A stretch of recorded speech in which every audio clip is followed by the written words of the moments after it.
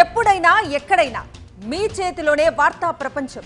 మీ మొబైల్లో, మీ కంప్యూటర్లో, మీ టీవీలో. సాక్షి టీవీ డిజిటల్ ప్రసారాల కోసం లాగిన్ అవ్వండి www.youtube.com/sakshitv. సబ్స్క్రైబ్ సాక్షి టీవీ యూట్యూబ్ ఛానల్. కన్నప్పతో కంబ్యాక్ ఇచ్చాడు విష్ణు. అందుకే మంచి జోష్ మీద ఉన్నాడు.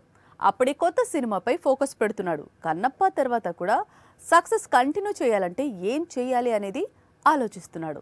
తన డ్రీమ్ ప్రాజెక్ట్ను పట్టాలెక్కించేందుకు ఇదే కరెక్ట్ టైం అనుకుంటున్నాడు. ఇంతకీ మంచు విష్ణు కొత్త డ్రీమ్ ఏంటి అనుకుంటున్నారా? అయితే ఈ స్టోరీ చూడండి. బాక్స్ ఆఫీస్ దగ్గర కన్నప్ప స్టడీగా వసూళ్లను కొల్లగొడుతోంది. దీంతో విష్ణు ముఖంలో మళ్లీ నవ్వు కనిపిస్తోంది. అంతే వేగంగా కొత్త చిత్రం చేయాలనే ఇంట్రెస్ట్ కూడా అతనిలో పెరుగుతోంది. పైగా ఏళ్లుగా తన డ్రీమ్ ప్రాజెక్ట్ అసెంబ్లీ రౌడీ చిత్రాన్ని ఇప్పుడు రీమేక్ చేయాలి అనుకుంటున్నాడు విష్ణు.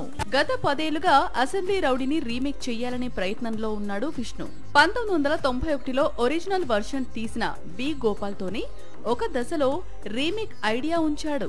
కానీ ఆ తర్వాత ఏమైందో ఏమో, పూరి పేరు తెరపైకి వచ్చింది. కానీ అంతలోనే ప్రాజెక్ట్ హోల్డ్ లో పడింది.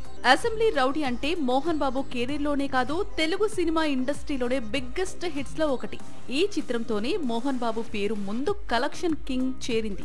మరి అలాంటి చిత్రాన్ని రీమేక్ చేయాలంటే అందుకు ఇన్నాళ్ళు సరైన సమయం కోసం వెయిట్ చేస్తూ వచ్చాడు మంచు విష్ణు.